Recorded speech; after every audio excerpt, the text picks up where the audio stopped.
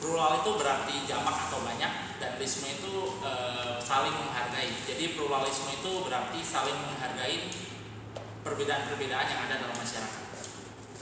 Gitu ya. Perbedaannya tuh apa aja ya?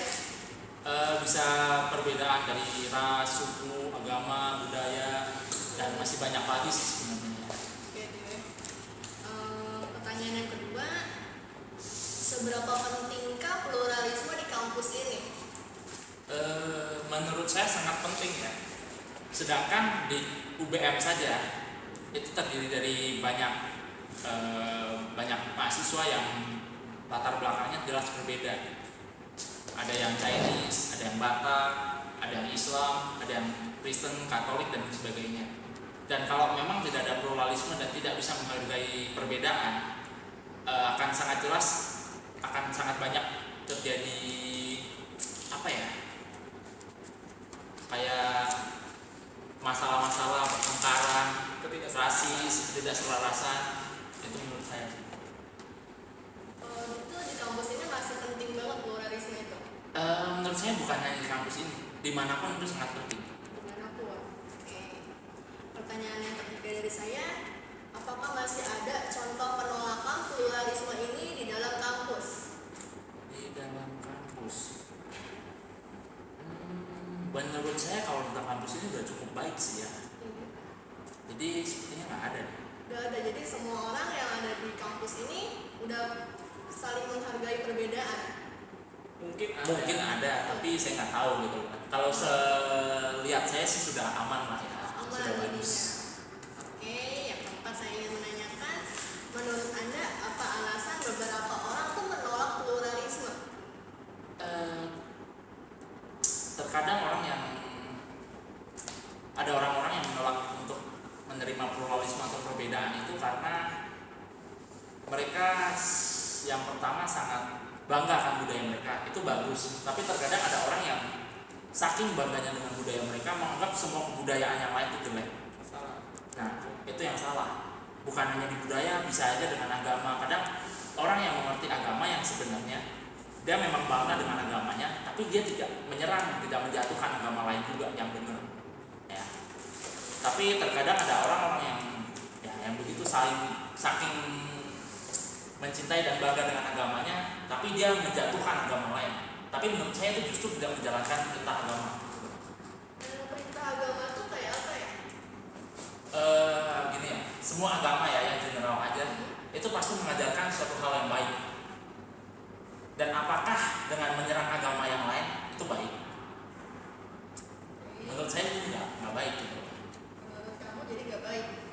Gini, sekarang kita lanjut ke pertanyaan 5. Bangsa ini masih membutuhkan pluralisme atau enggak? Menurut saya sangat butuh sih ya. Karena begini, bangsa Indonesia itu adalah bangsa yang terdiri dari banyak suku, agama, kebudayaan, dan masih banyak lagi perbedaan-perbedaan yang ada di bangsa Indonesia. Jika bangsa Indonesia sendiri tidak bisa menerima adanya perbedaan, saya yakin dan sangat yakin bahwa Indonesia akan terpecah belah.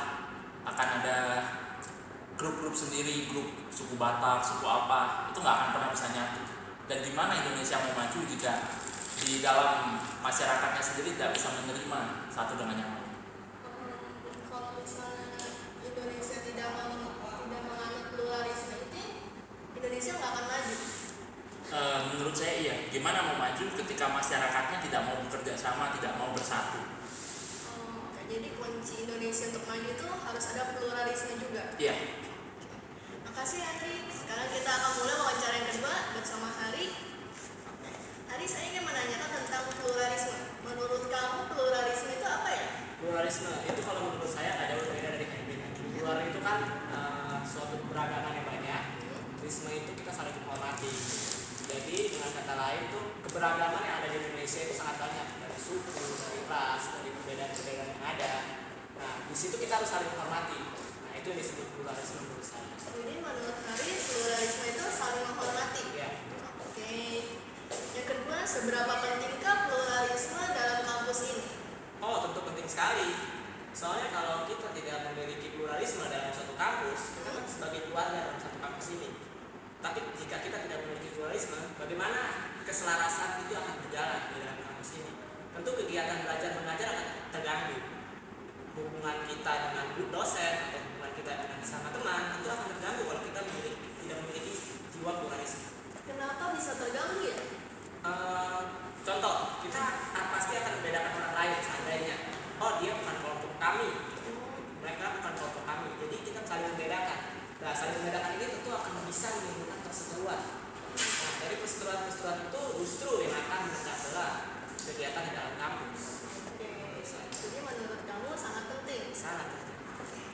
Pertanyaan ketiga, apakah masih ada contoh penolakan pluralisme di dalam kampus ini? Penolakan pluralisme dalam kampus mungkin ada, tapi saya tidak tahu. Karena yang saya lihat sejauh kacamata pandangan saya, seluruh mahasiswanya baik. Jadi, tetapi kalau dilihat selak beluknya, mungkin masih ada di antara mereka yang membeda-bedakan agama, mungkin membedakan rasnya mereka dari mana. Berarti menurut pandangan kamu di UBM ini udah cukup baik ya? Baik. Pertanyaan yang keempat, menurut Anda apa alasan beberapa orang itu menolak pluralisme? Menolak pluralisme, mungkin itu mereka bisa disebut dalam tanda kutip fanatik.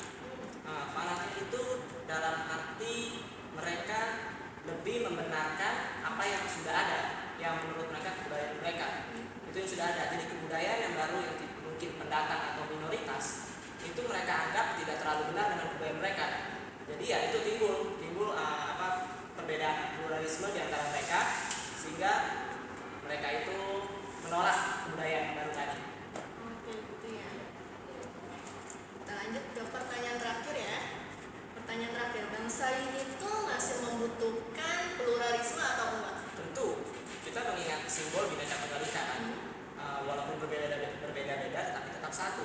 Kita terdiri dari suku yang banyak di Indonesia, ada Islam, mungkin agama Islam, ada Kristen, Buddha dan lain-lain. Jika kita sendiri tidak menganggap penting itu pluralisme, gimana bangsa Indonesia itu bisa maju? Oh gitu. Jadi kemajuan bangsa Indonesia tuh harus ada pluralisme juga. Sekali. Oke, pertanyaan yang paling akhir nih ya. Kalau misalnya ada pluralisme di dalam Indonesia ini, budaya masing-masing orang akan luntur nggak? Oke, yang pertama untuk Henry dulu mungkin. Menurut saya luntur atau enggaknya itu tergantung dari masyarakatnya sendiri. Ketika masyarakat bisa menerima, bukan berarti dia meninggalkan budayanya, bukan berarti dia tidak melestarikan budayanya. Dia hanya bisa menerima, tidak menganggap remeh ajaran yang lain, kebudayaan yang lain. Jadi menurut saya jika masyarakat tetap melestarikan budaya, tidak akan luntur. Oke, jadi menurut Henry pluralisme kalau kita menerimanya itu tidak akan mengubah kebudayaan kita. Iya. Oke, bagaimana menurut Henry? Kalau menurut saya, kita mengenal istilah filterisasi. Kebudayaan yang masuk ke Indonesia, ya mungkin ada yang sebagian yang mungkin kita anggap tidak baik, tidak sesuai dengan budaya kita.